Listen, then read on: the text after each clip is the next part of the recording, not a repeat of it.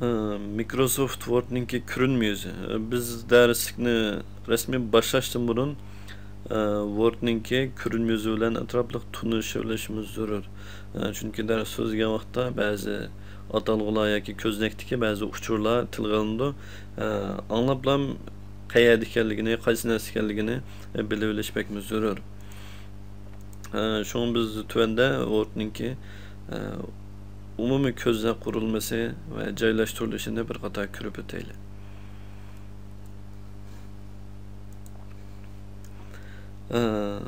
Word'ni qo'zg'atish uchun odatda Windows 7 yoki uningdan tuvangi mashg'ulot sistemalarida ustal yuzidagi Word'ninki ikon yoki sin belgisini bosib qo'sh chekib bevosita qo'zg'atsak bo'ldi.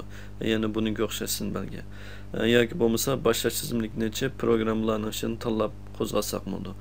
Windows 8 yoki uningdan yuqori mashg'ulot sistemalarda buni Windows 8 dan xos ustal yuzdan yana xos boshlash tizimligidan olsak bo'ldi. Masalan,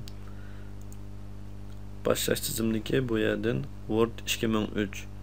Buni tanlasak Word qo'zg'aldi.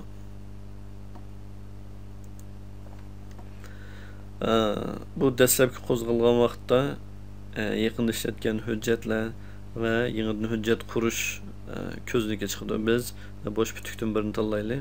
Bizning navbatdagi darsdagi maqsadimiz yoziq tahlillash emas, faqat ko'znak bilan tunishib chiqish. Bu ko'znakka qaraydigan bo'lsak, umumiy jihatdan 2 yoki 3 bo'lakka bo'lindi. Birisi asosiy tizimlik qismi. Eng usti tarafda.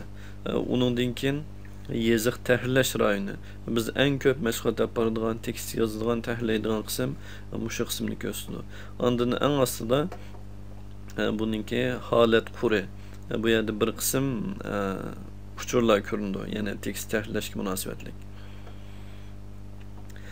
Endi bu yerdagi boshlash tizimligi Word 2007 dan tuvan mashg'ulot sistemi, tuvan nashrdagi Word'da bu yerda bir qurlam tizimlik chiqadi. Buni bosgandan keyin munosabatli tizimlik a'zolari ko'rinadi. Word 2007 dan yuqorilarda bo'lsa, buning o'xshash har bir tizimlikning a'zolari bevosita shu yerda ko'rinib turadi. Buning o'xshash tizimlikni odatda ribbon bar yoki tab deb ataydi inglizchada. Uyg'urchada bo'lsa taxtaycha deganga o'xshash. Lekin amaliyotda bu qandaqligi shaklda ko'rilmasin, asli bu bir tizimlikninki a'zolari shu shaklda tizilgan. Shuni biz buni bu yerda tizimlik deb atab ishlatamiz bundan keyingi darslarimizda. Bu yerga qaraydigan bo'lsak, bir qism asosiy tizimliklar bor. Hujjat tizimligi, boshbat, qistirish, loyihalash, bat loyihasi, naql, yo'llanmalar, tekshirish, ko'rish deganga o'xshash. Biz odatda dars so'zlagan vaqtimizda qistirish tizimligi desak, buni chekimiz, boshbat desak, buni chekimiz, uningdan keyin buning ichidagi tarmoq mazmunlar shu yerda ko'rindi. Shunga nisbatan mashg'ulot olib boramiz. Endi bu yerda ko'pinchisi tanlash shaklidagi a'zolar bor. Masalan, xat nusxasi tanlash, buni birikma tizimlik ramkasi deydi. Ba'zilarini knopka deyishgan bo'ldi. Biz buni dars so'zlagan vaqtimizda odatda knopka yoki belgi degandek nom bilan ataverishimiz mumkin. Masalan, o'ngdan so'lga yuvinish belgisi, o'tirg'i to'g'irlash belgisi deganga o'xshash. Ammo shunday atagan vaqtimizda shu mas a'zolarni tepib bevosita mashg'ulot qilsanglar bo'ldi. Endi buning asosiy tahrirlash rayonida biz knopka taqsisidan xat yozib mashg'ulot olib boramiz. Yoki yozilgan tekstni tanlab bunga nisbatan mouse orqali mashg'ulot olib boramiz. Bu vaqtda yana bir tizimlik chiqadi. Ya'ni biz bu yerga 10 knopkani bosgan vaqtimizda buningga o'xshash sakrama tizimlik chiqadi. Ya'ni bu ikki bo'lakka bo'lingan ustidagilari bevosita ko'p ishlaydigan tizimliklar. Bu tanlagan mazmunga asosan o'zgaradi. Aslida ya'ni sakrama tizimlik. Biz shunga nisbatan mashg'ulot olib boramiz.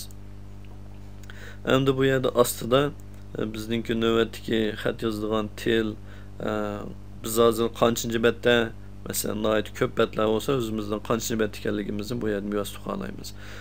Ondan bu yozayotgan hujjatda qancha dona so'z yoki qancha dona harf bor deganga o'xshash statistikalar bu yerda ko'rindi.